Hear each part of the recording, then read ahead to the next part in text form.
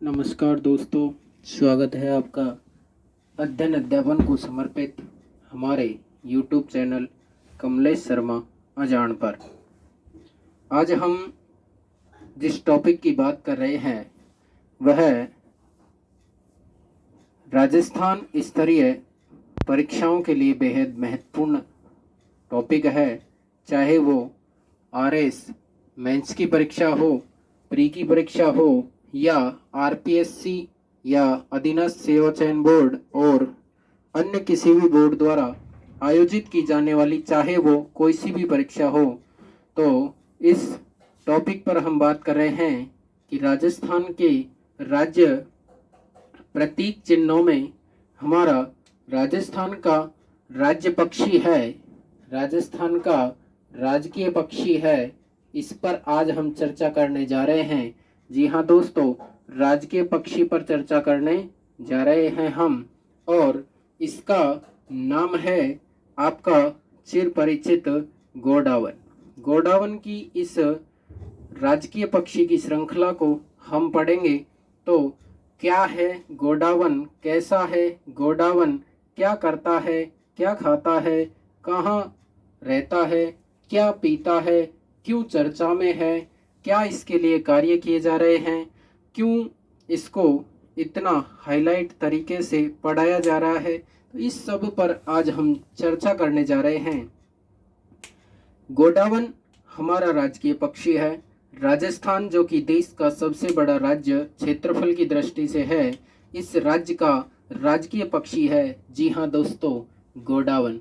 ये जो गोडावन पक्षी है वो गोडावन को राजकीय पक्षी का दर्जा कब मिला, ये तारीख जरूर विवादित हो सकती है, लेकिन महीना और सन विवादित नहीं है। तारीख कहीं 21 भी मिल सकती है आपको, कहीं 19 भी मिल सकती है, यानी 19 या 21 मई 1981। जी हाँ दोस्तों, ये थोड़ा सा कंफ्यूज भी रहता है आपको प्रश्न कि ये 1981 में बना या 1983 में बना। जी हाँ दोस्तों, ध्यान दो एक बार। मैं जो चीज़ बता रहा हूँ इसको अगर आप पकड़ गए तो आप ये मान लीजिए कि सब कुछ सीख गए। पक्षी और पशु, पक्षी और पशु ये दोनों अपन को एक साथ रखने हैं, पक्षी और पशु। और पेड़, राष्ट्रीय जिसको वृक्ष कहेंगे, राजकीय वृक्ष कहेंगे पेड़, और पेड़ पर ही क्या आते हैं, फूल।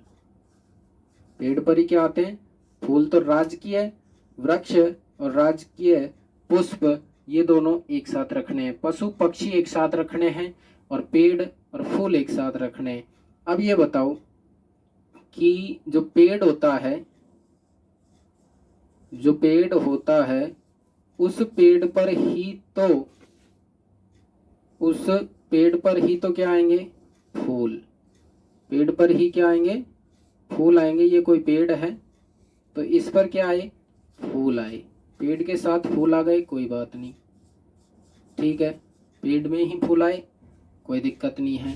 तो पहले पेड़ होगा, पेड़ पर फिर क्या है, फूल पर बैठेगा, किस पर, पेड़ पर।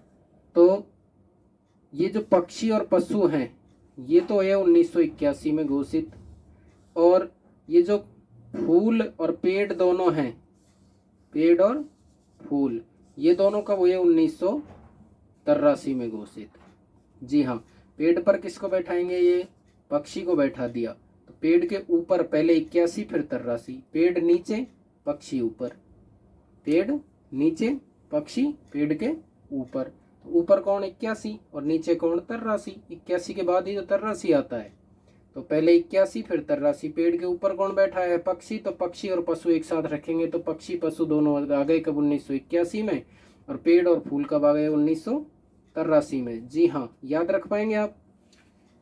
तो इस तरह राजकीय प्रतीक चिन्ह में राजकीय पक्षी को जो दर्जा मिला वो कब मिला, 1981। जी हाँ दोस्तों, ये जो पक्षी है हमारा, इसका वैज्ञानिक नाम है ओडियोटिस नाइग्रिसिप्स। ओडियोटिस नाइग्रिसिप्स यह याद रखेंगे आप, क्रायोटिस नाइग्रिसिप्स, क्रायोटिस नाइग्रिसिप्स। और ये जो पक्षी है वो अफ्रीकी मूल का पक्षी है। कहाँ का, अफ्रीकी मूल का पक्षी है। और अगर इसका अपन निवास स्थान की बात करें, अफ्रीकी मूल तो है लेकिन इसका निवास स्थान एक तो भारत है और एक हमारा पड़ोसी मुल्क पाकिस्तान है। जी हाँ दोस्तों, भारत और पाकिस्तान दोनों देशों में ये राजकीय पक्षी हमारा जो गोडावन है वो पाया जाता है। और भारत में सर्वाधिक पाया जाता है राजस्थान में, राजस्थान के बाद गुजरात, महाराष्ट्र, एमपी, महाराष्ट्र और कर्नाटक में भी ये पाया जाता है। लेकिन सर्वाधिक पाया जाता है तो ये पाया जाता है कहाँ पर? राजस्थान में, इसलिए राजस्थान का राजकीय पक्षी है। जी हाँ दोस्तों, ये चर्चा में क्यों है? और चर्चा में इसलिए है कि इसकी संख्या घटती जा रही है, कम पड़ती जा रही है। और इसका मुख्य जो कारण माना है वो माना है बिजली की लाइनों को। जो बिजली की खुली लाइनें हैं, तार वगैरह जो हैं, तो ये जब उड़ते हैं, अपनी उड़ान भरते हैं कि हम पक्षी उन्मुक्त गगन में पिंजर बंद ना गा पाएंगे, तो ये बंद तो रहते नहीं हैं और जब उड़ते हैं तो बिजली के तारों से टकराकर और ये गिर जाते हैं। इसके अलावा भी और कारण बताऊंगा, जैसे जैसलमेर का सेवण घास है तो उसमें भी ये पंख इनके उलझ जाते हैं, पंजे उलझ जाते हैं, तो ये फड़फड़ाकर वहाँ भी मर जाते हैं।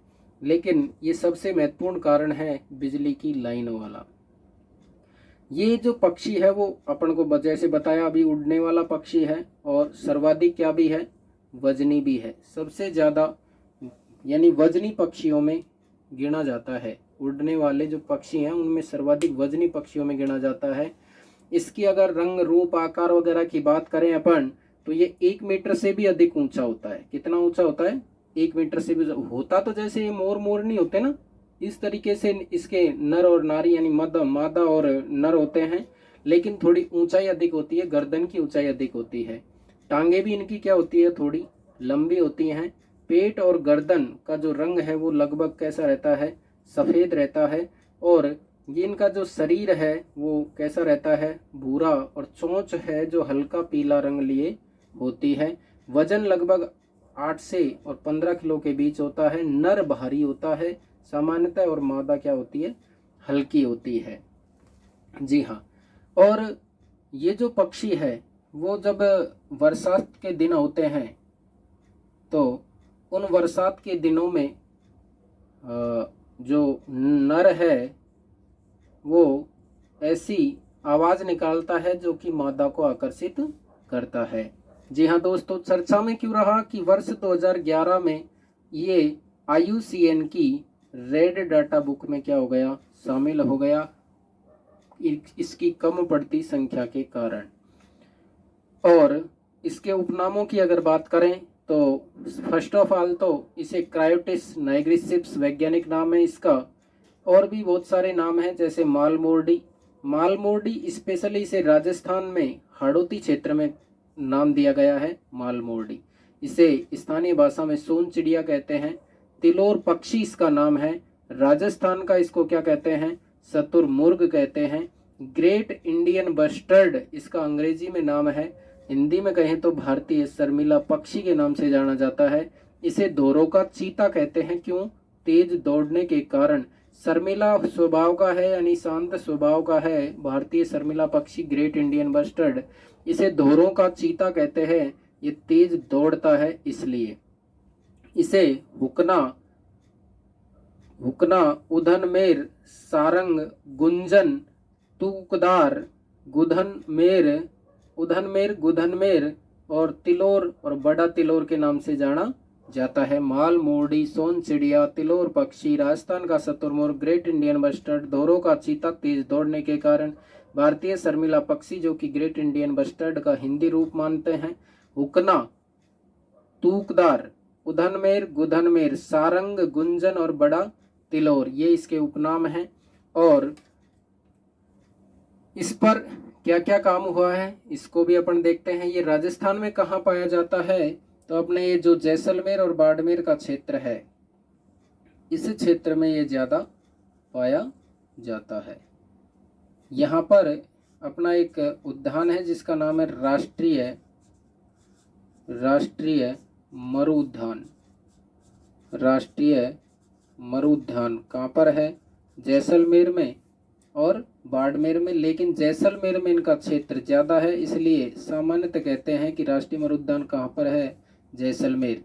जैसलमेर और बाड़मेर, बाड़मेर ये दो जगह ये पाया जाता है। जैसलमेर में लगभग 1900 वर्ग किलोमीटर और बाड़मेर में 1262 वर्ग किलोमीटर। इस प्रकार 3162 वर्ग किलोमीटर क्षेत्र में राष्ट्रीय उद्यान मरु उद्यान फैला है, यहाँ पर पाया जाता है।